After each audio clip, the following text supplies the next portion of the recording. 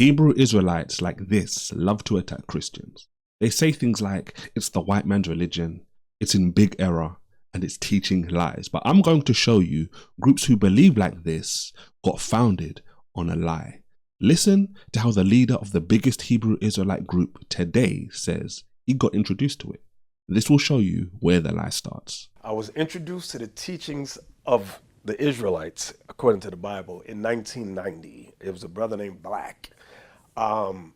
Me and my wife were going from church to church, trying to find our way. So about 30 years ago, a man named Black, we are already off to a funny start.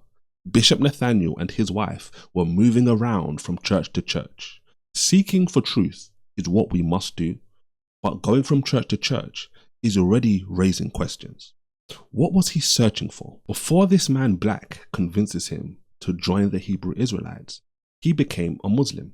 And this is where he tells you what he was searching for, going from church to church and then to Islam. Listen to what he says next. And I remember I was telling my brother Black, he's not my brother, but you know my brother, that I'm joining the Nation of Islam. He said, why? I said, because it's the black man's religion. We are about to get into what he says about the Bible, but all that searching was for the religion of the black man. This is the most illogical way to believe in something. It's like me saying, I'm searching for the black theory that proves gravity. You would be right to call me a fool. The truth is, what should matter, not if the person that discovers it is the same skin tone as you. He was searching for somewhere he could feel at home as a black man. His friend Black said something powerful. It's the same thing I'm showing you in this video. Black said, never join something before you research it. We will research the reasons in the Bible he became a Hebrew Israelite 30 years ago, and now he is leading the largest Hebrew Israelite group. This is why lies can be deadly if unchecked. But before that, he went on to research that Islam was false, and that it's clear it was not the religion for black people. Black told him to research Hajj. This is the journey all Muslims must take to Saudi Arabia at least once. So I went to the library, I looked up Hajj, and it was a pilgrimage. You go to Mecca once in your lifetime and you worship the Kaaba stone. You kiss the Kaaba stone. I knew as a Christian that's idolatry. So when I read it, I said, oh shoot, I didn't know that. So as a Christian, he knew kissing the black stone was idol worship, which is true. But he didn't know from the Bible, as a Christian, God welcomes people from all places to trust in him and is impartial.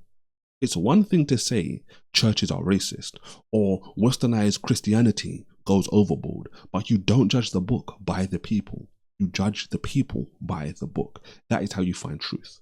If he was looking for truth above all and not color, he may have left some churches, but not Christianity. It's like me having a bag of apples and some are rotten. Let's even say all the apples are rotten. After I throw the apples away, I then say to everyone I meet, apples are bad, I'm only eating oranges now. That makes little sense.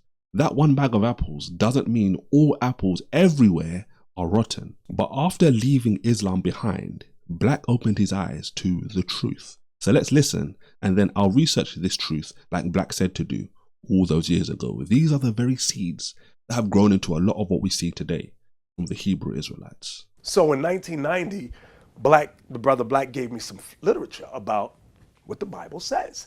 Christ was black, Revelation 1, 14, 15. Let's research Revelation chapter 1, verse 14 to 15 and see if this says that Jesus is black. It says, his head and hairs white like wool, as white as snow, and his eyes as a flame of fire, and his feet like unto fine brass, as if they burned in a furnace, and his voice as the sound of many waters. They love to quote verse 15, saying Jesus' feet were like brass that's burnt in the fire. They say this shows he was black, but by the same logic, verse 14 would say Jesus is white. Verse 14 says his head and hairs were white like wool and as white as snow. Touch your head. This would mean he's white. This sort of foolish Bible teaching will have you thinking Jesus had a white head and brown feet. I spoke about this in another video. That's how I know he still believes passages like this are solid decades later. Someone commented on that video and said, this is your face. As if your face is not part of your head. The point is, reading the passage in context shows you this is not trying to show us Jesus' skin color. Only someone looking for the black man's religion would come to these conclusions. You don't have to get brainwashed, by the white man to see this. You only need to read it in context like God expects you to. But when everything gets made about skin tone and being an Israelite, reasoning gets lost. That is how you get people saying stuff like your face is not your head. But let's listen to another reason he joined the Hebrew Israelites, and then we'll research it like Black said. God is black. Daniel 7 and 9. Let's read Daniel 7 verse 9. I beheld till the thrones were cast down, and the Ancient of Days did sit, whose garment white as snow, and the hair of his head like the pure wool. His throne the fiery flame, and wheels as burning fire. This does not say God was black. His throne was like the fiery flame. That's not black. And his wheels as a burning fire. That's not black either. The color of burning fire is orange or red. But this is talking about God's throne he sits on. The color of God's throne, not him. God gets described as sitting on a throne chariot here and in other places like Ezekiel chapter 1. A glorious throne that moved and gets held up by angels. Also, his hair like pure wool doesn't mean he is black. Pure wool is white. That fits better into the context of the verse. There are several characteristics of wool, but let's say hair like wool means he was black. They want you to believe Daniel shows God as black because of what it says about his hair. Then at the same time, Revelation shows Jesus with a white face. This is foolish. These are the passages he researched that opened his eyes. Or someone looking for identity as a black man said, these other black men are saying this is about us. Why not? You should get your identity from the fact you are made in God's image. You are good enough, regardless of your skin tone. Revelation 1 and Daniel 7 are not about color. They are about God's wisdom, his purity and power. But let's see the next verse that opened his eyes. The Israelites are a black and brown people. Jeremiah 14:2, Song of Solomon 1:5. So Jeremiah 14:2 and Song of Solomon 1 verse 5. Let's research like Black said. Jeremiah 14:2 says, Judah mourns, and the gates thereof languish. They are black unto the ground, and the cry of Jerusalem is gone up. The verse before tells us this is a passage about famine, lack in the land of Judah. If this was saying Israelites are black, this would make no sense. This is what happens when someone goes looking through the Bible for keywords like black. It's like doing a word search for black in the Bible and then saying, this is about color, no matter the context. In a verse about destruction and chaos, for some reason, Jeremiah decides to mention he's black. This is talking about something else I'll bring up in a moment. Let's research Song of Solomon 1, verse 5 first. This verse is not even Solomon speaking. All you must do, read Song of Solomon, chapter 1, verse 2 to 7 to see this is a woman. This is one of Solomon's 1,000 women. But read verse 6. This is not someone with a black skin tone from birth. After saying she's black but beautiful, she says, I am black because the sun has looked on me. She is talking about a suntan. She's been working the field all day and has suntan. Let's now move to the next verse and then research it like Black said. Jeremiah 8:21. Jeremiah 8:21. Let's see this eye-opening verse about Jeremiah being black. It says, For the hurt of the daughter of my people am I hurt. I am black. Astonishment has taken hold on me. Read the context and you can see what he's talking about. But think about this. Hebrew Israelites who believe this means Jeremiah was black think he is saying, I'm hurt, my skin is black, and then I'm astonished. What does color have to do with Jeremiah mourning about God saying, judgment is coming? Nothing. When he says he is black here, and in Jeremiah 14:2, etc., in context he means he's mourning. Track the Hebrew word through the Bible, and it's about mourning and sadness.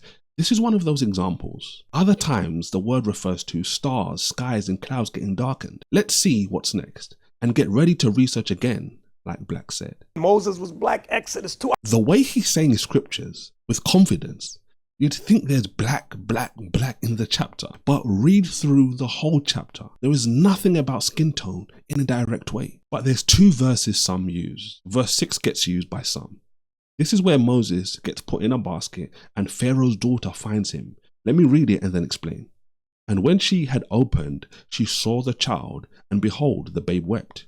And she had compassion on him and said, This, one of the Hebrews' children. The point goes something like this. The Egyptians were white, or anything but black is the point. So when Pharaoh's daughter sees Moses and knows he is Hebrew, this is because he was black. When you study Egyptian history, you know Egypt had people of all skin tones, so it's not true to say with confidence it was the difference in colour between her and Moses. Based on different skin tones in Egypt, she could have said Moses was an Egyptian with ease. The fact he got circumcised is a reason she would know right away, regardless of Moses' skin tone, that he was Hebrew. The other verse some of them use is verse 19. This is when Moses runs away from Egypt after killing someone. He helps water the flock of some ladies. They are retelling the story to their dad, and the verse says, and they said an Egyptian delivered us out of the hand of the shepherds, and also drew enough for us and watered the flock. Moses is here mistaken for an Egyptian, and Egyptians were black. So Moses is black is the logic. Bear in mind, this would destroy the argument some use from verse 6 who say the Egyptians were not black. If Moses looks Egyptian and is black, you can't say she knew Moses was Hebrew because he was black. She would have seen him and thought he was Egyptian. You could reverse it at that point and say the Israelites were white, and that's why she knew. With verse 19, you could make the case he was the same skin tone as the Egyptians. Like I said earlier though, there were Egyptians of different skin tones. To say for sure he was black because he was Egyptian is to ignore the facts of history. The ladies could mistake him for an Egyptian by his speech or his dress code. There are several reasons not related to skin tone, but this misses the point. He's trying so hard to find color in the Bible, he's missing the message of the Bible. Skin tone is throughout the Bible, but your identity gets found in Genesis 1:26.